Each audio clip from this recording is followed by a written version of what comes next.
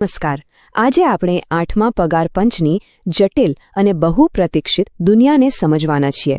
આ એ વિષય છે જેની અસર લાખો કેન્દ્રીય સરકારી કર્મચારીઓ અને તેમના પરિવારો પર પડે છે. લગભગ 47 લાખ કેન્દ્રીય સરકારી કર્મચારીઓ અને 68 લાખ પેન્શનરો માટે આ પંચ એટલે પગારમાં એક મોટા વધારાની આશા. પણ વાસ્તવિકતા અત્યારે તો નિરાશાજનક વિલંબની રહી છે, જેના કારણે ચારે બાજુ મૂંઝવણ અને ચિંતાનો માહોલ છે. ચાલો આની પાછળનું કારણ શું છે એ સમજીએ. જો પ્રક્રિયા એક જાહેરાત સાથે શરૂ તો થઈ, પણ એની ગતિ એટલી ધીમી રહી છે કે કર્મચારી સંઘોએ હવે લાલ બત્તી ધરી દીધી છે. તેમની નારાજગી એટલી વધી ગઈ છે કે વિરોધ પ્રદર્શન અને હડતાળની વાતો પણ થવા લાગી છે. આ સમયરેખા જુઓ તો ખ્યાલ આવશે. ગયા વર્ષના અંતમાં નિમણૂકો તો થઈ ગઈ, પણ જે મુખ્ય કામ છે એટલે કે કર્મચારીઓના પ્રતિનિધિઓ સાથે બેસીને વાતચીત કરવાનું એ હજી શરૂ જ નથી થયું, અને આ જ વિવાદનો મુખ્ય મુદ્દો છે.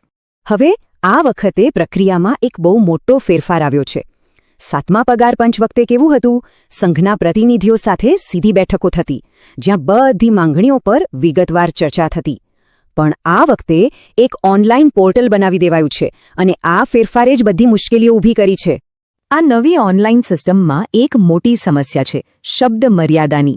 સંઘના પ્રતિનિધિઓનું કહેવું છે કે અમારે તો પાનાના પાના ભરીને અમારી દલીલો રજૂ કરવાની હોય, એ 200 શબ્દોમાં કેવી રીતે સમાય? આના કારણે તેમને એવું લાગી રહ્યું છે કે જાણે તેમની વાત સાંભળવાના જ નથી આવી રહી. ચાલો હવે વાત કરીએ એ જ જાદુઈ આંકડાની જેની સૌથી વધુ ચર્ચા થાય છે, ફિટમેન્ટ ફેક્ટર. પગાર વધારાનો બધો આધાર આના પર છે, પણ મોટાભાગના લોકો એને સમજવામાં ભૂલ કરે છે. કર્મચારી સંઘો 3.25ના ફિટમેન્ટ ફેક્ટરની માંગ કરી રહ્યા છે. આ આંકડો સાંભળીને એવું લાગે કે બસ પગાર સીધો 3 ગણાથી પણ વધુ થઈ જશે. પણ ગણિત એટલું સીધું સાદું નથી, અને અહીં જ આખી વાતનો મર્મ છુપાયેલો છે. આ જે ગુણક છે એ તમારા હાથમાં આવતા કુલ પગાર પર નથી લાગતો, એ ફક્ત તમારા મૂળભૂત પગાર એટલે કે બેઝિક પે પર જ લાગુ થાય છે. અને વાસ્તવિક પગાર વધારાની ગણતરીમાં મોંઘવારી ભથ્થું નામનો એક બીજો મોટો ખેલાડી છે, જે આખું ગણિત બદલી નાખે છે. તો ચાલો હવે આ ગણિતને ઊંડાણપૂર્વક સમજીએ, કારણ કે અહીં જ મોટા પગાર વધારાની આપણી અપેક્ષાઓ અને પગારપત્રકની વાસ્તવિકતા વચ્ચેનો તફાવત સ્પષ્ટ થાય છે. એકદમ સરળ ભાષામાં કહીએ તો મોંઘવારી ભથ્થું એટલે કે ડીએ એ વધતી મોંઘવારી સામે રક્ષણ આપવા માટે સરકાર દ્વારા બેઝિક પે પર આપવામાં આવતી વધારાની રકમ છે. અને નવા પગાર પંચની ભલામણો લાગુ થાય એ પહેલાં આ ડીએ જમા થઈને ઘણું મોટું થઈ ગયું હોય છે. આ જ વાત સમજવી ખૂબ જરૂરી છે. આ ઉદાહરણથી બધું જ સ્પષ્ટ થઈ જશે. 7મા પગાર પંચ વખતે માની લો કે કોઈનો બેઝિક પે 7,000 રૂપિયા હતો. તેના પર 125% ડીએ લાગીને તેનો કુલ પગાર 15,750 રૂપિયા થતો હતો. હવે 2.57ના ફિટમેન્ટ ફેક્ટરથી નવો બેઝિક પે થયો 18,000. તો વાસ્તવમાં હાથમાં આવતા પગારમાં વધારો કેટલો થયો? માત્ર 2,250 રૂપિયા. આશા હતી 2.57 ગણા વધારાની, પણ હકીકત કંઈક અલગ જ હતી. આ ચાર્ટ જુઓ, આનાથી તફાવત એકદમ સ્પષ્ટ દેખાશે. હેડલાઇનમાં તો 2.57 ગણા વધારાની વાત હતી, પણ હકીકતમાં પગારમાં ફક્ત 14.3%નો જ વધારો થયો હતો. અને આ આંકડો બીજા પગાર પંચ પછીનો બીજા નંબરનો સૌથી ઓછો વધારો હતો. તો આ વિલંબ અને જટિલ પ્રક્રિયાનો સામનો કરવા માટે કર્મચારી સંઘોએ હવે એક નવી રણનીતિ અપનાવી છે. તેઓ પોતાના પ્રયાસોને એકઠા કરીને સરકાર સામે એક જ શક્તિશાળી અવાજમાં માંગણીઓ રજૂ કરવાની તૈયારી કરી રહ્યા છે. શિવગોપાલ મિશ્રા જેવા દિગ્ગજ નેતાઓની આગેવાની હેઠળ બધા સંઘો ભેગા મળીને એક સંયુક્ત મેમોરેન્ડમ બનાવી રહ્યા છે. તેમનો હેતુ સ્પષ્ટ છે, અલગ અલગ અવાજમાં બોલવાને બદલે એક થઈને બોલવું, જેથી તેમની વાતનું વજન વધે. તો આ સંયુક્ત યાદીમાં શું શું છે? એમાં ખાલી ફિટમેન્ટ ફેક્ટરની જ વાત નથી. 50% ડીએને બેઝિક પેમાં ભેળવી દેવાની માંગ છે, ટીએડીએલટીસી જેવા ભથ્થાઓમાં સુધારા, સારી મેડિકલ સુવિધાઓ અને સૌથી અગત્યનું જૂની પેન્શન યોજના એટલે કે ઓપીએસ પર ફરીથી વિચારણા કરવાની પણ માંગ છે. સંઘો હવે તેમની અંતિમ માંગણીઓનો મુસદ્દો તૈયાર કરી રહ્યા છે, એટલે આવનારા થોડા અઠવાડિયા આ આખી પ્રક્રિયા માટે ખૂબ જ નિર્ણાયક સાબિત થવાના છે.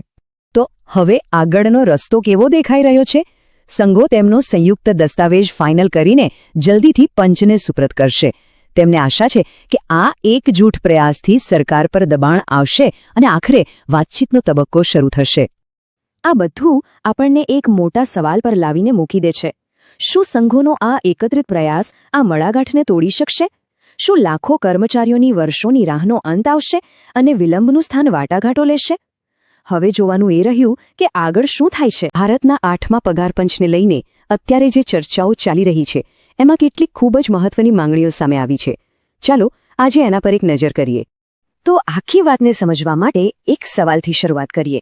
અને સવાલ એ છે કે શું એક નાનકડો સાદો ફેરફાર સરકારી કર્મચારીઓના પગારમાં જબરદસ્ત વધારો લાવી શકે છે?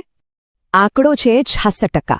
જી હા, કર્મચારી યુનિયનો પગારના એક મુખ્ય ઘટકમાં આટલા મોટા વધારાની માંગ કરી રહ્યા છે. અને સૌથી મહત્વની વાત એ છે કે આ માંગ પાછળ એક ખૂબ જ તાર્કિક કારણ છે. અને એ કારણ છુપાયેલું છે ફેમિલી યુનિટ એટલે કે કૌટુંબિક એકમની વ્યાખ્યા બદલવામાં. આ કોઈ હવામાંથી આવેલો આંકડો નથી, પણ પગારની ગણતરી કરવાની રીતમાં એક પાયાના ફેરફાર સાથે જોડાયેલો છે. તો આ સમજવા માટે સૌથી પહેલા એ જાણવું જરૂરી છે કે આ ફેમિલી યુનિટ છે શું. ચાલો એને જરા વિગતે જોઈએ. જો અત્યારે 7મા પગાર પંચ મુજબ ફેમિલી યુનિટમાં 3 સભ્યો ગણાય છે: કર્મચારી પોતે, તેમના જીવનસાથી અને 2 બાળકો. પણ હવે 8મા પગાર પંચ માટે જે પ્રસ્તાવ છે એમાં કર્મચારીના માતા પિતાને પણ સામેલ કરવાની માંગ છે. એટલે કે 3 સભ્યોમાંથી સીધા 5 સભ્યો. આ ફેરફાર પાછળનો તર્ક એ છે કે ભારતમાં મોટાભાગના પરિવારોમાં કર્મચારી પર માતા પિતાની જવાબદારી પણ હોય છે અને આ વાસ્તવિકતા પગારના માળખામાં દેખાવી જોઈએ. હવે આ ફેમિલી યુનિટની સાઇઝ સીધી રીતે એક બહુ જ મહત્વના શબ્દ સાથે જોડાયેલી છે અને એ છે ફિટમેન્ટ ફેક્ટર. આ ફિટમેન્ટ ફેક્ટર એક ગુણક છે, એક મલ્ટીપ્લાયર, જેનો ઉપયોગ જૂના બેઝિક પગાર પરથી નવો બેઝિક પગાર નક્કી કરવા માટે થાય છે. તો સીધી વાત છે, જો ફેમિલી યુનિટ મોટું ગણાય તો ફિટમેન્ટ ફેક્ટર પણ ઊંચો જાય અને પરિણામે પગારમાં પણ વધારો થાય. તો આ બધી માંગણીઓ અને પ્રસ્તાવો જે કમિશન સમક્ષ રખાયા છે, ચાલો હવે એ 8મા પગાર પંચ વિશે થોડું જાણી લઈએ. સામાન્ય રીતે કમિશનની એક પ્રક્રિયા હોય છે. તેની રચના થાય, પછી એ ડેટા ભેગો કરે, સુનાવણી કરે અને છેલ્લે રિપોર્ટ સબમિટ કરે. પણ અહીંયા જે મુદ્દો છે એ સમયનો છે. કમિશનને પોતાનો રિપોર્ટ આપવા માટે 18 મહિનાનો સમય આપવામાં આવ્યો છે અને આ 18 મહિનાની સમય મર્યાદા જ યુનિયનો માટે એક મોટી ચિંતાનો વિષય બની છે. તો આટલો લાંબો સમય કેમ ચિંતાનો વિષય છે? કારણ કે આ વિલંબ અને બાકી લેણા સાથે જોડાયેલી કેટલીક ગંભીર ચિંતાઓ છે. યુનિયનોની મુખ્ય 3 ચિંતાઓ છે. પહેલી, 18 મહિનાનો સમયગાળો બહુ લાંબો છે. તેમની માંગ છે કે રિપોર્ટ 6 થી 12 મહિનામાં આવી જવો જોઈએ.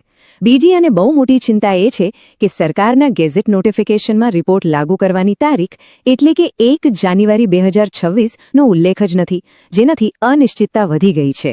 અને આ બધાને કારણે જે ત્રીજી અને સૌથી મોટી નાણાકીય ચિંતા ઊભી થાય છે તે છે એરિયર્સ એટલે કે બાકી મળવાપાત્ર રકમના નુકસાનની. એક યુનિયન પ્રતિનિધિએ આ વાત બહુ સરસ રીતે સમજાવી છે. એમનું કહેવું છે કે જ્યારે રિપોર્ટ મોડો આવે ત્યારે ભથ્થા તો જે દિવસથી એ લાગુ થાય ત્યારથી જ મળે છે. આનો મતલબ શું થયો? ભલે સરકાર બેઝિક સેલેરીનું એરિયર્સ પાછળથી ચૂકવી દે, પણ ભથ્થાનું શું? જો રિપોર્ટ 18 મહિના મોડો આવે તો કર્મચારીઓને એ 18 મહિનાના વધેલા ભથ્થા મળતા નથી અને આ એક બહુ મોટું નાણાકીય નુકસાન છે. તો આ બધી માંગણીઓ અને ચિંતાઓ તો છે, પણ હવે આગળ શું? પ્રક્રિયા ક્યાં પહોંચી છે? અત્યારે 2 ખૂબ જ મહત્વની ડેડલાઇન છે. જો કોઈ વ્યક્તિગત રીતે પોતાના સૂચનો આપવા માંગે તો એના માટે 16 માર્ચ સુધીનો સમય છે અને એ ફક્ત ઓનલાઈન જ કરી શકાશે. એ જ રીતે યુનિયનોને પોતાના મેમોરેન્ડમ જમા કરાવવા માટે 30 એપ્રિલ સુધીનો સમય આપવામાં આવ્યો છે. આ પણ ફક્ત ઓનલાઈન જ થશે. એટલે કે પોતાની વાત રજૂ કરવાનો સમય હવે નજીક આવી રહ્યો છે. અને આ બધું આપણને એક મોટા સવાલ પર લાવીને ઊભું રાખે છે. શું 8મા પગાર પંચને ભવિષ્યમાં એક તાર્કિક માંગ એટલે કે ફેમિલી યુનિટની નવી વ્યાખ્યાને સ્વીકારવા માટે યાદ કરાશે કે પછી તેની ઓળખ આખી પ્રક્રિયામાં થયેલા વિલંબ અને તેના કારણે કર્મચારીઓમાં ફેલાયેલી નિરાશા તરીકે જ રહી જશે? જવાબ તો સમય જ આપશે.